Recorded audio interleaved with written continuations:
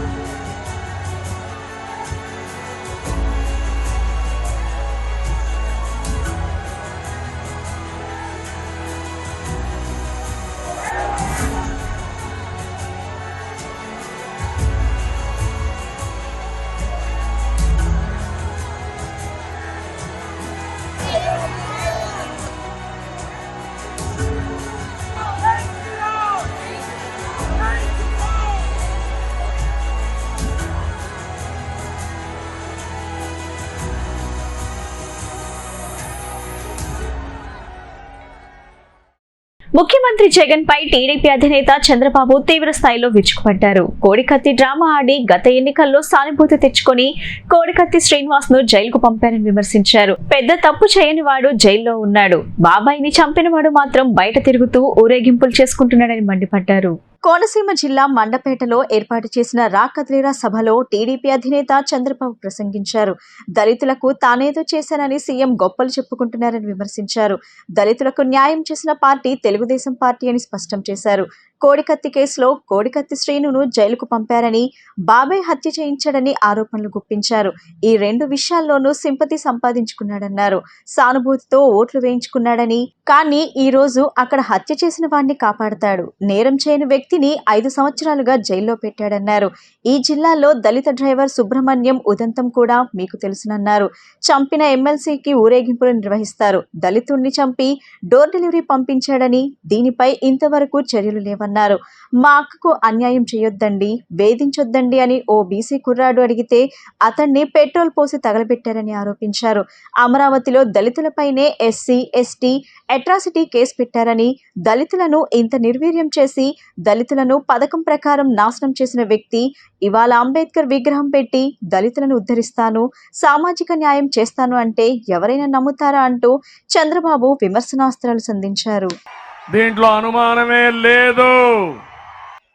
కోనసీమ అనగానే మనకు గుర్తొచ్చేది అందాల సీమ. తెలుగు రాష్ట్రాల్లో ఒక పక్క గోదావరి నది, ఇంకో పక్క కొబ్బరి చెట్లు, ఎటు చూసినా బాగా అందంగా ఉండే ప్రాంతం ఏదైనా ఉందంటే అదే మన కోనసీమ. నిన్నే కోడి పందాలు కూడా అయినాయి. అతిథి మర్యాదలకు మారు పేరు ఈ కోనసీమ. మంచి నీరు అడిగితే కొబ్బరి నీళ్లు ఇచ్చే మంచి మనసున్న మనుషులు ఇక్కడ. డొక్కా సీతమ్మ ఇక్కడే పుట్టింది, ఈ గడ్డలోనే పుట్టి ఎవరైతే అన్నం అడిగితే తిండి అడిగితే లేదనకుండా అన్నం పెట్టిన అన్నపూర్ణ డొక్కా సీతమ్మ గారని చెప్పి కూడా నేను మీకు తెలియజేస్తున్నా. అందుకే గన్నవరంలో న్యూ అక్వడెట్కి 70 కోట్ల రూపాయలతో ఖర్చు పెట్టి ఆవిడ పేరు పెట్టామంటే ఎప్పుడూ శాశ్వతంగా మీరు గుర్తుపెట్టుకోవడానికి, ఒక మంచి చేసిన వ్యక్తిని గుర్తుపెట్టుకోవడం అనేది తూర్పు గోదావరి జిల్లాలో ప్రజల అభీష్టం. ఎప్పుడో కాటన్ దొర గోదావరి నది పైన ధవళేశ్వరం బ్యారేజ్ కట్టాడు. ఇప్పటికి కూడా ఊరూరులో విగ్రహం పెట్టుకుని మీరు ఆయన ఆరాధిస్తున్నారంటే అది మీ మనసులో ఉండే మాట. మంచి చేసిన వాళ్ళని మనసులో గుండెల్లో పెట్టుకునే మనస్తత్వం మీ అందరిదని చెప్పి కూడా నేను మీకు తెలియజేస్తున్నా. ఇంకో పక్క కోనసీమ అనగానే గుర్తొచ్చేది తాపేశ్వరం కాజా, ఆత్రేయపురం పూతరేకులు కూడా గుర్తొస్తాయి. అలాంటి ప్రాంతంలో ఇలాంటి ప్రశాంతమైన ప్రాంతాలను కూడా చిచ్చు పెడుతున్నారు. దాడులు, కేసులు, ఆత్మహత్యలు, హింసకు కేంద్రంగా మార్చేస్తున్నారు. మొన్నే కోనసీమలో ఇంటర్నెట్ బంద్ చేశారంటే 45 సంవత్సరాలుగా ఎప్పుడూ చూడని విచిత్రాన్ని ఈ వైసీపీ సైకో పాలనలో చూస్తున్నామని చెప్పి నేను మీకు తెలియజేస్తున్నా. ముఖ్యమంత్రి వైఎస్ జగన్మోహన్ రెడ్డి అహర్నిశలు కళాకారుల కోసం తాపత్రయపడతారని మంత్రి ఆర్కే రోజా పేర్కొన్నారు. సాంస్కృతిక సంబరాల ద్వారా కళాకారులను గుర్తించి వాళ్లకు ధైర్యంగా కార్డుల ప్రధానోత్సవం చేయగలుగుతున్నామని పేర్కొన్నారు. అలానే సాంస్కృతిక సంబరాల్లో గుర్తింపు పొందిన కళాకారులకు సంక్షేమ పథకాలు అందేలా చర్యలు తీసుకున్నామని వెల్లడించారు. విజయవాడలోని తుమ్మలపల్లి కళాక్షేత్రంలో కళాకారుల గుర్తింపు కార్డుల ప్రధానోత్సవం జరిగింది. ఈ కార్యక్రమం మంత్రి ఆర్కే రోజా, ఎమ్మెల్యే మల్లాద్ విష్ణు, ఇతర నేతలు, కళాకారులు పాల్గొన్నారు. కళాకారులకు గుర్తింపు కార్డులను మంత్రి రోజా అందజేశారు. అనంతరం కళాకారులతో కలిసి మంత్రి రోజా డప్పు వాయించారు. రాష్ట్రం విడిపోయాక కళాకారులకు గుర్తింపు కార్డులు ఇవ్వలేదని, గుర్తింపు కార్డులు లేక కళాకారులు చాలా ఇబ్బందులు పడ్డారని మంత్రి రోజా వెల్లడించారు. కళాకారుల డేటా తీసుకోకపోవడం వల్ల కళాకారులకు న్యాయం జరగలేదన్నారు. కళాకారులు గుర్తింపు కోసం తాపత్రయపడతారని, కళాకారులకు అండగా నిలబడాలని జగన్మోహన్ రెడ్డి భావించారని మంత్రి తెలిపారు. అందుకే తనకు మంత్రిగా అవకాశం కల్పించారని, సాంస్కృతిక సంబరాల ద్వారా కళాకారులను గుర్తించామన్నారు. ధైర్యంగా మేం కార్డుల ప్రధానోత్సవం చేయగలుగుతున్నామన్నారు. సాంస్కృతిక సంబరాల్లో గుర్తించిన కళాకారులకు సంక్షేమ పథకాలు అందేలా చర్యలు తీసుకున్నామని ఆమె పేర్కొన్నారు. మారుమూల కళాకారులను సైతం గుర్తించి వారికి గుర్తింపు కార్డులు అందజేస్తున్నామన్నారు. గతంలో కళాకారులను ఎవరూ పట్టించుకోలేదని, జగనన్న మాత్రమే కళాకారులను పట్టించుకున్నారన్నారు. కళాకారులు ఈ విషయాన్ని గుర్తించాలన్నారు. ఎన్నికలు సమయంలో దొంగలంతా ఒకటవుతున్నారని, పందుల్లా గుంపులుగా వస్తున్నారని తీవ్రంగా వ్యాఖ్యానించారు. అతిరథ మహారథులకి, విచ్చేసిన నా కళా కుటుంబానికి, పాత్రికేయులకి నా హృదయపూర్వక నమస్కారాలు. నిజంగా కల్చరల్ మినిస్టర్ అయినందుకు నేను చాలా చాలా సంతోషంగా ఫీల్ అయ్యాను. ఒక కళాకారునిగా నా కళా కుటుంబానికి నేనున్నంత టైంలో ఏమేం చేయగలను జగనన్న సహకారంతో అవన్నీ చేయాలి అని నేను మంత్రిగా ప్రమాణం చేసిన రోజే మనస్ఫూర్తిగా నమ్మాను. మీ అందరికీ తెలుసు, రాష్ట్రం విడిపోయిన తర్వాత గుర్తింపు కార్డులు అనేవి ఎవరికి కూడా ఒక్కటి కూడా ఇవ్వలేదు. రాష్ట్రం కంబైన్ గా ఉన్నప్పుడు కూడా 50,000 మందికి మాత్రమే ఇవ్వడం జరిగింది. డివైడ్ అయిన తర్వాత అవి లేకపోవడం వల్ల కళాకారులు చాలా కష్టాలు పడుతున్నారు అని నేను ఎక్కడికైనా జిల్లాకు వెళ్ళినప్పుడు చెబితే, గత సంవత్సరం డిసెంబర్ నెల సాంస్కృతిక సంబరాలు అంటూ మనం ఒక నెల పాటు కార్యక్రమం చేసుకున్నాం. మీ అందరికీ గుర్తుంటుంది. దానికి అడ్వర్టైజ్ చేసినప్పుడే చెప్పాం, గతంలో రాష్ట్ర ప్రభుత్వాలు కళాకారుల డేటా తీసుకోకపోవడం వల్ల కళాకారులకు మనం గుర్తింపు కార్డు ఇవ్వాలంటే కొంచెం కష్టంగా ఉంది. కాబట్టి ఈ నెల రోజుల పాటు రాష్ట్ర వ్యాప్తంగా సాంస్కృతిక సంబరాలు జరపబోతున్నాం. కొండపల్లిలోని షాబుఖారీ దర్గా ఉర్సు మహోత్సవాలకు రాష్ట్ర ఉప ముఖ్యమంత్రి అంజద్ బాషా విచ్చేశారు. మసీద్ పీఠాధిపతి మహ్మద్ అల్తాఫ్ రాజా ఉప ముఖ్యమంత్రి అంజద్ బాషాకు ప్రత్యేక ప్రార్థనలు చేశారు. మత సామరస్యానికి ప్రతీకగా కొండపల్లిలోని షాబుఖారీ దర్గా నిలిచిందని అంజద్ బాషా అన్నారు. కొండపల్లిలోని షాబుఖారీ దర్గా 427వ ఉరుసు మహోత్సవానికి రాష్ట్ర ఉప ముఖ్యమంత్రి అంజద్ బాషా విచ్చేశారు. ఈ సందర్భంగా మత పెద్దలు ఆయనకి ఘన స్వాగతం పలికారు. తొలి రోజైన శనివారం దర్గాను ఆయన దర్శించుకుని చాదర్ సమర్పించారు. మసీదు పీఠాధిపతి మహ్మద్ అల్తాఫ్ రాజా ప్రత్యేక ప్రార్థనలు చేశారు. సిఐ ఎం సత్యనారాయణ, ఎస్ఐ విజయలక్ష్మి బాబాను దర్శించుకున్నారు. మదర్సా విద్యార్థులకు నూతన వస్త్రాలు అందజేశారు. పలువురు ముస్లిం పెద్దలు పాల్గొన్నారు.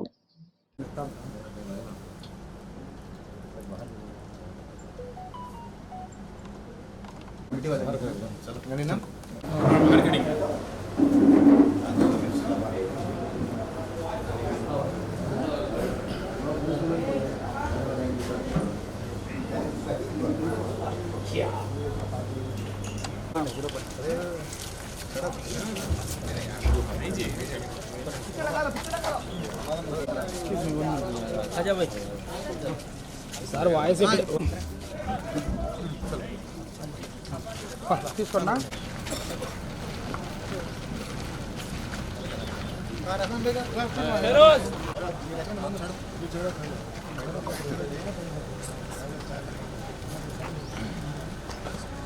బాబా బయట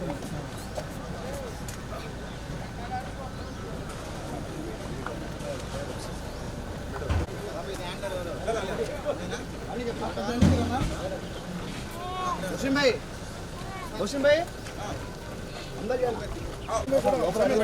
चलो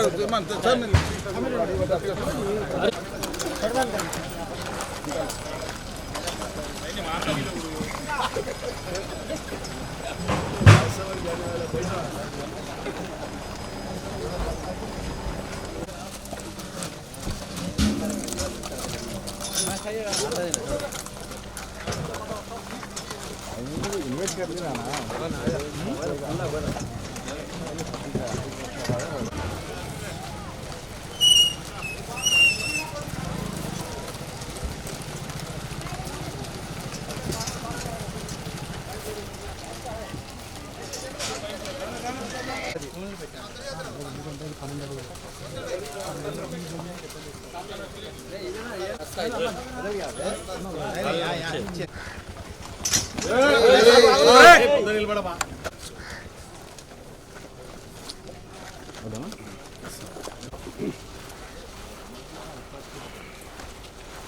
దూరం నుండి తీసుకుంటే అందరికి వచ్చింది. అదే అదే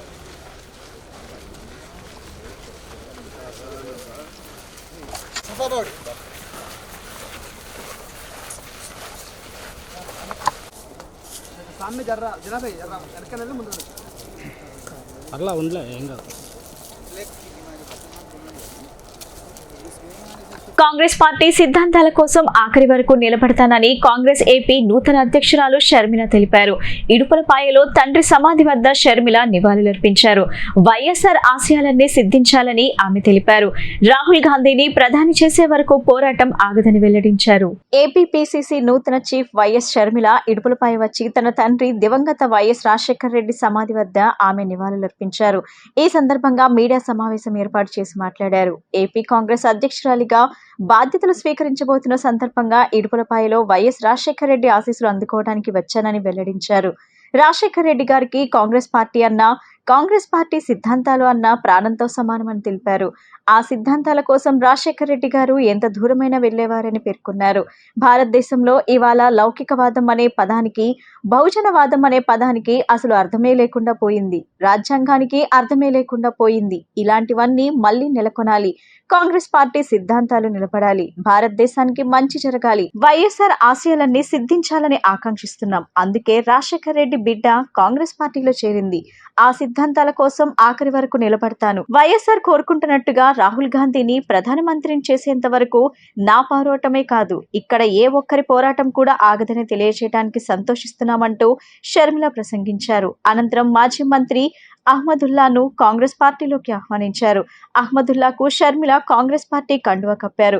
ఈ కార్యక్రమంలో పిసిసి మాజీ అధ్యక్షులు రఘువీరారెడ్డి, సాకే శైలజానాథ్, పిసిసి మాజీ వర్కింగ్ ప్రెసిడెంట్ తులసిరెడ్డి, సీనియర్ నేత కేవీపీ రామచంద్రరావు తదితరులు కూడా పాల్గొన్నారు.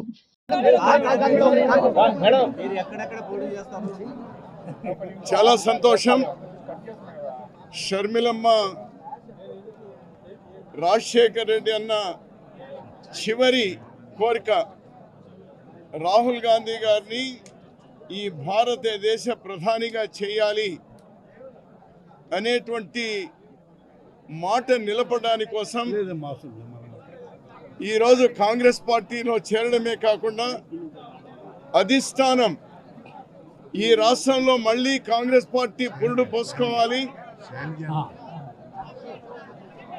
రాజశేఖర రెడ్డి గారు 2 సార్లు కేంద్రంలో కాంగ్రెస్ ప్రభుత్వం రావడానికి దోహదపడ్డారు. మళ్ళీ అటువంటి బాధ్యత షర్మిలమ్మ తీసుకోవాలి అని ఈరోజు ఆమెకు బాధ్యత అప్పచెప్పినారు. మేము మనస్ఫూర్తిగా వెల్కమ్ చేస్తూ ఉన్నాం. ఆమె పిసిసి అధ్యక్షురాలుగా ఈ రాష్ట్రం కేంద్రానికి అమ్ముడు పోదు, రాష్ట్ర ప్రజలు బానిసలు కాదు, కేవలం కొన్ని పార్టీలు బానిసలు కావచ్చు, కానీ రాష్ట్ర ప్రజల ఆత్మ గౌరవాన్ని నిలపాలి, ఈ రాష్ట్రం యొక్క హక్కులు సాధించుకోవాలి. ఎర్రకోట మీద రాహుల్ గాంధీ గారు ఆగస్టు 15వ తేదీన జెండా ఎగరవేయాలి ప్రధానిగా. దానికోసం ఆమె అడుగు ముందుకు వేశారు. రాజశేఖర రెడ్డి అన్న ఆశీస్సులు పొందాలి అని మమ్మల్ని కూడా అందరినీ ఇక్కడ తీసుకొచ్చినారు. వేలాది మంది ఇక్కడికి వచ్చినారు. ఈ వచ్చిన తరుణంలో నాకు మంచి మిత్రుడు అహ్మదుల్లా గారు, వాళ్ళ నాన్న రహమతుల్లా గారు పిసిసి అధ్యక్షుడిగా చేశారు. హాల్టెక్స్ ఫ్యామిలీ అంటే చాలా పెద్ద ఫ్యామిలీ కడపలో. వారు నేను రాజశేఖర రెడ్డి అన్న పిసిసి అధ్యక్షులుగా ఉన్నప్పుడు నేను జనరల్ సెక్రటరీగా, అతను సెక్రటరీగా పనిచేసినాము. చాలా బాధ్యతాయుతంగా పనిచేసినాము. అహ్మదుల్లా గారు చైర్మన్గా, మున్సిపల్ చైర్మన్గా పనిచేశారు కడపకు. 2004లో 2009లో 2 సార్లు ఎమ్మెల్యేగా ఎన్నికైనారు. మంత్రిగా పనిచేసినారు. చాలా గౌరవమైనటువంటి కుటుంబం. మళ్ళీ ఈరోజు షర్మిలమ్మ ఇక్కడ తండ్రి ఆశయ సాధన కోసం ఇక్కడ నుంచి అడుగు ముందుకు వేస్తా ఉంటే మొట్టమొదటిగా ఈరోజు అహ్మదుల్లా గారు ఇక్కడికి వచ్చి నేనున్నాను, రాజశేఖర రెడ్డి గారి ఆశయాలు సాధించడానికి నువ్వు ముందు అడుగు వెయ్యమ్మా అని ఈరోజు రావడం, వయస్సులో పెద్దవారైనా కూడా ఆమెతో మొట్టమొదటి కండువా వేయించుకున్నటువంటి ఈరోజు అహ్మదుల్లా గారిని మనస్ఫూర్తిగా మా అన్న అతను మనస్ఫూర్తిగా అతను ఆహ్వానిస్తూ ఇది ప్రారంభం. ఇది ప్రారంభం. ఇక చాలామంది కాంగ్రెస్ పార్టీ సిద్ధాంతాలతో మమేకమయ్యేటువంటి వాళ్ళు చాలామంది షర్మిలమ్మ నాయకత్వంలో చేయి కలిపి ఈ రాష్ట్రం, ఈ దేశం బాగుపడడానికి, కాంగ్రెస్ బలోపేతం చేయడానికి మేమందరం కూడా ఉంటామని రాజశేఖర రెడ్డి గారి సమాధి సాక్షిగా మేమందరూ కూడా ప్రమాణం చేస్తున్నాం. కోడికత్తి సీను తల్లి దీక్షను పోలీసులు భగ్నం చేశారు. కోడికత్తి సీను తల్లి 3వ రోజు ఆమరణ నిరాహార దీక్ష చేస్తున్న సంగతి తెలిసింది. ఈ నేపథ్యంలో కోడికత్తి శ్రీను తల్లి ఆరోగ్యం రోజు రోజుకి క్షీణిస్తుంది. ఈ సందర్భంగా పోలీసులు ప్రభుత్వాసుపత్రికి బలవంతంగా తరలించారు. కొడుకుకి న్యాయం జరిగే వరకు దీక్ష విరమించేదే లేదని కోడికత్తి శ్రీను తల్లి చెబుతుంది. వైద్యులు కోడికత్తి శ్రీను తల్లికి వైద్య పరీక్షలు నిర్వహిస్తున్నారు. కాగా బలవంతంగా ఆసుపత్రికి తరలించే సమయంలో పోలీసులకు దళిత సంఘాల మధ్య వాగ్వాదం చోటు చేసుకుంది. కోడికత్తి శ్రీను కుటుంబ సభ్యులకు దళిత సంఘాలు మద్దతుగా నిలిచారు.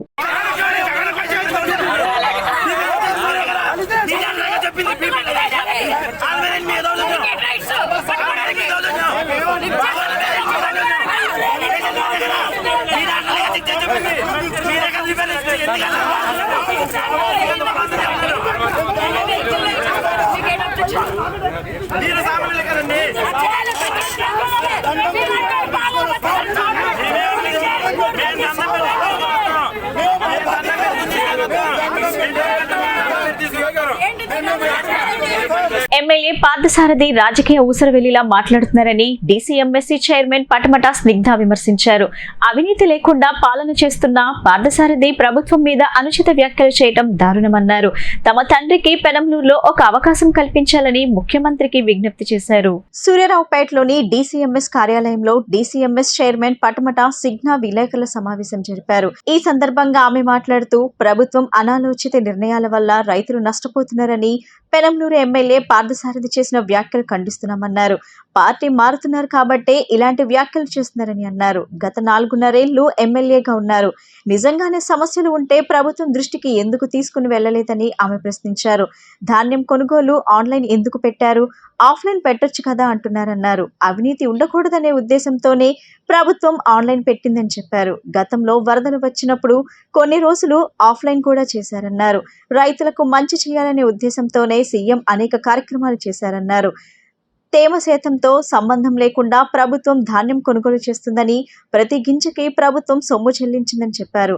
జగన్తోనే మా కుటుంబం రాజకీయ జీవితం ప్రారంభించామని, పార్టీలో మాకు న్యాయం జరగాలని మాత్రమే మేము కోరుతున్నామన్నారు. మాకు జరిగిన అన్యాయం జగన్ కు తెలియాలనే ఉద్దేశంతోనే ఫైట్ చేస్తున్నామన్నారు. పెనంలూరులో రక్షా ఫౌండేషన్ ద్వారా నేటికి అనేక సేవా కార్యక్రమాలు చేస్తున్నామన్నారు. పెనంలూరుకు చెందిన స్థానికుడైన మా నాన్న పటమట సురేష్ బాబుకు సీటు ఇస్తే బాగుంటుందని చెప్పారు. 14 ఏళ్లుగా వైసీపీ పార్టీ కోసం పనిచేస్తున్నామని వెల్లడించారు. ఈ రోజు మధ్యాహ్నం పార్థసారథి గారు ఉయ్యూరు ఆర్డీ ఆఫీస్ దగ్గరికి వెళ్లి కొన్ని కామెంట్స్ చేశారు, కొన్ని స్టేట్మెంట్స్ పాస్ చేశారు. ఫస్ట్ ఆఫ్ ఆల్ అవి ఏవి నిజం కాదు.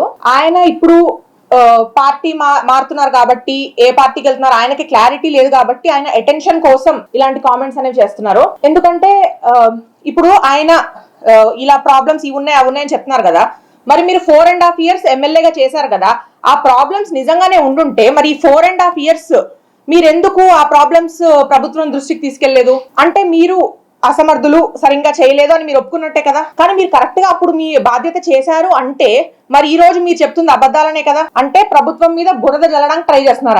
ఆయన అన్నారు ఆఫ్లైన్ పెట్టొచ్చు కదా, ఆన్లైన్ ఎందుకు అని. ఆన్లైన్ పెట్టడానికి మెయిన్ రీజన్ ఏంటంటే ఇప్పుడు జనరల్ గా ఇండియాలో మనం ఫైట్ చేస్తున్న one of the problems corruption. ఆ కరప్షన్ జరగకూడదనే ఒకే ఒక ఉద్దేశంతో జగనన్న ఇదే అంటే అన్ని స్కీమ్స్ డైరెక్ట్ గా లబ్ధిదారుల అకౌంట్ కి ఎందుకు వేస్తున్నారంటే కారణమే ఈ కరప్షన్ ని ఎండ్ చేయాలని. మధ్యలో ఒక వ్యక్తి ఉంటే కరప్షన్ కరప్షన్ విల్ హ్యాపెన్. ఎంత ట్రై చేసినా మనం జగనన్న ఎంత ఆనెస్ట్ గా చేసినా, ప్రభుత్వం ఎంత ఆనెస్ట్ గా చేసినా ఎవరో ఒకళ్ళు చేస్తారు. అది ఆపడం కోసమే ఆయన అన్ని ఆన్లైన్ పెట్టారు. Because there is proof of everything. Online data ఉండడం వల్ల మనకి ఏం జరుగుతుంది అనేది క్లియర్ గా ఒక ఐడియా వస్తుంది. సో దానికోసం ఆయన ఆన్లైన్ పెట్టారు. దాన్ని కూడా పార్థసారథి గారు క్రిటిసైజ్ చేశారు. మీకు ఒక చిన్న ఎగ్జాంపుల్ ఇస్తాను. మనకు ఫోర్కాస్ట్ వచ్చింది కదా, మొన్న వర్షాలు పడ్డాయి. దానికన్నా పడే ముందు ఒక ఫ్యూ డేస్ ముందు ఫోర్కాస్ట్ వచ్చింది కదా.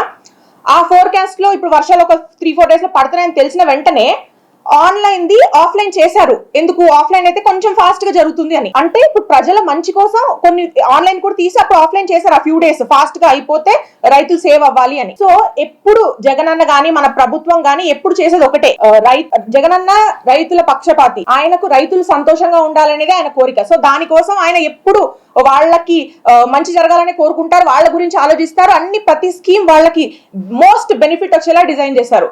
సో ఇలాంటి మంచి స్కీమ్స్ మీద కూడా, ఇలాంటి మంచి పనుల మీద కూడా ఈ రోజు పార్థసారథి గారు ఇష్టం వచ్చినట్టు మాట్లాడుతున్నారు. సార్, మీరు అంటే నిజం ఉంటే మాట్లాడండి, కానీ ఒక పొలిటికల్ ఊసరవిల్లిలాగా మాత్రం ఇలాంటి మాట్లాడడం కరెక్ట్ కాదు. ఆంధ్రప్రదేశ్ ని అన్ని విధాల అభివృద్ధి పథంలోకి తీసుకువెళ్తామని జై భారత్ నేషనల్ పార్టీ అధ్యక్షులు జేడీ లక్ష్మీనారాయణ తెలియజేశారు. తమ పార్టీ ప్రజల్లో పుట్టిన పార్టీ అని, ప్రజల కోసం నిరంతరం కృషి చేస్తూనే ఉంటామని అన్నారు. రానున్న ఎన్నికల్లో అన్ని స్థానాల్లో పోటీ చేస్తామని ఆయన వెల్లడించారు. జై భారత్ నేషనల్ పార్టీ అధ్యక్షులు జేడీ లక్ష్మీనారాయణ ఆయన పార్టీ సిద్ధాంతాలను ప్రజల్లోకి తీసుకెళ్లడానికి జైత్ర టీవీ యూట్యూబ్ ఛానల్ ను లాంఛనంగా ప్రారంభించారు. ఈ సందర్భంగా ఆయన మాట్లాడుతూ సమాజ స్థాపన కోసం జై భారత్ నేషనల్ పార్టీ కృషి చేస్తుందని తెలిపారు. ఈ సందర్భంగా విలేకరులు అడిగిన ప్రశ్నలకు జేడీ లక్ష్మీనారాయణ సమాధానం ఇస్తూ పార్టీలు ఎప్పటి నుంచో ఉన్నాయి, సమాజంలో అధ్యక్షులు మారుతుంటారని, కొత్త అధ్యక్షులుగా వస్తుంటారని చెప్పారు. వీరు పార్టీని ఎలా తీసుకువెళ్తారో వేచి చూద్దామన్నారు. కొత్తగా కాంగ్రెస్ అధ్యక్షురాలు షర్మిల నిర్ణయించుకోవాలని, వారు ఏ విధంగా వచ్చారో, ఏ భూమిక మీద వచ్చారో, వారు ప్రజలకు ఏ విధంగా సందేశం ఇస్తారో చూడాలన్నారు. దాని ద్వారా ఏ విధమైన అభిప్రాయాన్ని ఏర్పరచుకోవాలో వేచి చూడాల్సిన అవసరం ఎంతైనా ఉందన్నారు. జై భారత్ నేషనల్ పార్టీ డిసెంబర్ 22న నిర్మించినటువంటి పార్టీ అని, ప్రజల్లో నుంచి తీసుకొచ్చిన పార్టీ అని, ప్రజల్లో పుట్టిన పార్టీ అని వెల్లడించారు. ఆంధ్రప్రదేశ్ ని అభివృద్ధి వైపు తీసుకువెళ్తామని, రానున్న ఎలక్షన్స్ లో అన్ని స్థానాల నుండి పోటీ చేస్తామని ఆయన పేర్కొన్నారు. ఏపీలో ఆయన పార్టీ ప్రస్థానం ఎప్పటి నుంచి కాంగ్రెస్ పిసిసి అధ్యక్షురాలుగా కూడా ఆమె బాధ్యతలు స్వీకరించారా? పార్టీలు ఎప్పటి నుంచో ఉన్నాయి సమాజంలో, అధ్యక్షులు మారుతుంటారు కాబట్టి ఒక కొత్త అధ్యక్షులుగా వారిని అపాయింట్ చేసినట్టు మనం చూద్దాం వాళ్ళు వచ్చి ఏ విధంగా పార్టీని ప్రస్థానాన్ని ముందుకు తీసుకెళ్తారో అన్నది మనం వేచి చూడాల్సిన అంశం. అంటే అన్నం మీద ప్రభావం అంటే జగనన్న వదిలిన భారం అని చెప్పి గతంలో ఆవిడే ప్రచారం చేశారు ఏపీలో, ఇప్పుడు మళ్ళీ ఎఫెక్ట్ ఏమైనా ఓట్లు చీల్చే దాంట్లో ఏమైనా పడబోతున్నారు? మరి ఆవిడ ప్రూవ్ చేసుకోవాలి ఇప్పుడు ఏ పాత్రలో వచ్చారు, ఏ భూమికలో వచ్చారు అన్నది వారు నిర్ణయించుకోవాలి. వారు ప్రజలకు ఏ విధమైన సందేశాన్ని ఇవ్వబోతున్నారు అన్నది రేపటి నుంచి ఆవిడ ప్రచారం మొదలుపెట్టిన తర్వాత ఏ విధమైన అంశాలను ప్రజల్లోకి తీసుకువెళతారన్నది మనమంతా కూడా వేచి చూడాల్సిన అంశం. దాని ద్వారా ప్రజలు ఏ విధమైన అభిప్రాయాన్ని ఏర్పరచుకుంటారన్నది కూడా మనం చూడాల్సిన విషయం.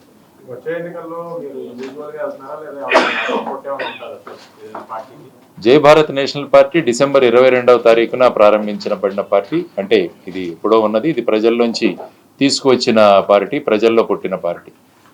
మా పార్టీ ముందుకు వెళుతూ ఉంటుంది, మా పార్టీనే అభివృద్ధి చేసుకుంటూ ముందుకు వెళ్లాలన్నది ప్రస్తుతం మా సంకల్పన. ఆ దిశలోనే ముందుకు వెళ్తాం. పోటీ చేస్తాం, ఖచ్చితంగా పోటీ చేస్తామన్నది ఎప్పుడైతే ఎన్నికల రంగంలో దిగినప్పుడు అన్ని స్థానాలకు పోటీ చేస్తాం ఖచ్చితంగా. త్రాగునీటి కష్టాలు తీర్చాలంటూ జక్కంపూడి వైఎస్ఆర్ కాలనీ వాసులు రోడ్డెక్కి నిరసన వ్యక్తం చేస్తున్నారు. గత కొన్ని నెలలుగా మంచినీటి సమస్య పరిష్కరించాలని అధికారులను కోరినా పట్టించుకోవడం లేదంటూ స్థానికులు ఆగ్రహం వ్యక్తం చేస్తున్నారు. ఈ సందర్భంగా కాలనీలోకి వెళ్లే రహదారిని కాలనీ వాసులు దిగ్బంధించారు.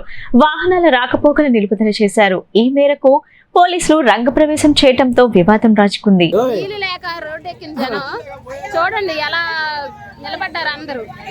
కానీ ఇప్పటికి వచ్చి ఏ అధికారి కూడా ఇక్కడికి రాలేదు. గంట అయింది, గంట పైన అయింది మేము ఇక్కడ కూర్చొని వచ్చాం. ఇక్కడ ఎవరు రాలా, వచ్చి మాకు సమాధానం చెప్పాలా. చిన్న చిన్న పిల్లలు ఇంట్లో వదిలేసి వచ్చాము. నీళ్లు లేక ఎంత ఇబ్బంది పడుతున్నామో చూడండి. రోడ్డు ఎక్కినా మేము ధర్నా చేసినా ఏం చేసినా కూడా మాకు సంబంధం లేదన్నట్టు ఒక అధికారి ఇక్కడికి రావాలి.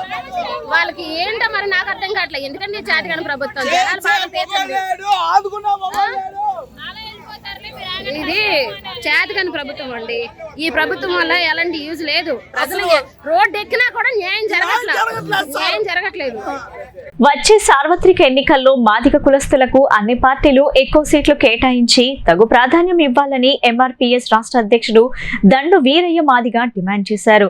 రానున్న ఎన్నికల్లో 14 అసెంబ్లీ, 2 పార్లమెంట్ సీట్లు కేటాయించాలని డిమాండ్ చేశారు. ఎంఆర్పీఎస్ రాష్ట్ర అధ్యక్షుడు దండు వీరయ్య మాదిగ గాంధీనగర్ ప్రెస్ క్లబ్ నందు విలేకరుల సమావేశం జరిపారు. ఈ సందర్భంగా ఆయన మాట్లాడుతూ 77 ఏళ్లుగా అన్ని పార్టీలు ఎస్సీలకు సమాన ప్రాతినిధ్యం కల్పించడం లేదని విమర్శించారు. రానున్న ఎన్నికల్లో 14 అసెంబ్లీ, 2 పార్లమెంట్ సీట్లు కేటాయించాలని డిమాండ్ చేశారు. కమిటీల పేరుతో కాలయాపన చేయకుండా వర్గీకరణ బిల్లును ఈ పార్లమెంట్ సమావేశాల్లోనే ప్రవేశపెట్టాలని డిమాండ్ చేశారు. ఈ సమావేశంలో సంఘం నాయకులు కె నాగభూషణం, కంచర్ల సుందర్, పి అనంత రవికుమార్, రాచేటి మురళి, రాణి కమలమ్మ, సత్యనారాయణ, సాంబశివరావు పాల్గొన్నారు. ఆంధ్రప్రదేశ్లో స్వాతంత్రం వచ్చిన 77 సంవత్సరాల కాలంగా అన్ని రాజకీయ పార్టీలు మాదిగలకు సమానంగా రాజకీయ అవకాశాలు కల్పించలేదు. అందుకు చట్టసభలో చాలా వెనకబడి ఉన్నాం. ఈ రాష్ట్రం ఏర్పడిన 10 సంవత్సరాల కాలంలో ఉన్న రిజర్వేషన్లు 29 స్థానాలుంటే 21 స్థానాలు మాలలకు ఇచ్చి 8 స్థానాలు మాదిగలకు ఇవ్వడం జరిగింది. కానీ వచ్చే 2004 ఎన్నికల్లో అన్ని పార్టీలు సమానంగా ఈ యొక్క సీట్ల కేటాయింపు చేయాలని, మరి ఉన్న దాంట్లో 14 మాదిగలకు ఇచ్చి 14 మాలలకు ఇస్తే ఒక సీట్ అన్న కనీసం మా రెల్లి సోదరులకు తూర్పుగోదావరి జిల్లాలో ఎక్కడో ఒక స్థానాన్ని కేటాయించాలని డిమాండ్ చేస్తున్నాం. దాంతో భాగంగా 33% మహిళలకు రిజర్వేషన్లు అన్నారు, బిల్లు పెట్టారు కదా. ఇప్పుడు చట్టసభల్లో వాళ్ళకు అవకాశాలు ఇవ్వాలని డిమాండ్ చేస్తూ 5 సీట్లు మాత్రం ఖచ్చితంగా జనరల్ స్థానాలలో మా ఎస్సీ మా మహిళలకు ఇవ్వాలని డిమాండ్ చేస్తున్నాం. దాంతో భాగంగా షెడ్యూల్ కులాల వర్గీకరణ కమిటీ పేరుతో కాలయాపన చేయకుండా బీజేపీ కేంద్ర ప్రభుత్వం బడ్జెట్ సమావేశాలు ఫిబ్రవరి 12 వరకు జరగనున్నాయని ప్రకటించింది. ఈలోగా పార్లమెంట్లో చట్టబద్ధత కల్పించకపోతే ఆంధ్రప్రదేశ్లో మీరు ఎక్కడ కూడా సభలు పెట్టలేరని చెప్పనేసి ఏపీఎంఆర్పీఎస్ గుర్తు చేస్తా ఉంది. మీరు మాదిగల అడ్డం పెట్టుకుని రాజకీయం చేయాలనుకుంటున్నారు. వర్గీకరణ బిల్లు పార్లమెంట్లో చట్టబద్ధత కల్పిస్తూ ప్రస్తుతం ఉన్నటువంటి రిజర్వేషన్లు 77 సంవత్సరాలుగా ఏమాత్రం పెరగలేదు. కుల గణాంకాల ప్రకారం ఎస్సీలోని వివిధ కులాలకు జనాభాను పట్టించి మాకు రిజర్వేషన్లు కేటాయించాలి. శ్రీ వెంకటేశ్వర స్వామి దేవస్థానం లబ్బిపేట సామగాన లహరి సాంస్కృతిక సంస్థ ఆధ్వర్యంలో అయోధ్యలో రామజన్మభూమి క్షేత్ర ప్రాణప్రతిష్ఠ సందర్భంగా లబ్బిపేట శ్రీ వెంకటేశ్వర స్వామి దేవస్థానంలో 3 రోజుల పాటు నిర్వహించే అయోధ్య రామ సంకీర్తనోత్సవం శనివారం ప్రారంభమైంది. తొలి రోజు కార్యక్రమంలో ఘంటసాల వెంకటేశ్వరరావు ప్రభుత్వ సంగీత కళాశాల గాత్ర విభాగం అధ్యాపకురాలు మల్లాది కార్తిక త్రివేణి గాత్రంతో ప్రారంభమయ్యాయి. వాగ్గేయకారులు త్యాగరాజస్వామి, ముత్తుస్వామి దీక్షితార్, శ్యామ్ శాస్త్రి, రామదాసు, అన్నమయ్య రచించిన కీర్తనలను మధురంగా గానం చేశారు. భమిడిపాటి లలిత, పోవూరి గౌరీనాథ బృందం పలు కీర్తనలను ఆలపించారు. బీబీ దుర్గా భవాని, సద్గురు చరణ్ వాద్య సహకారం అందించారు.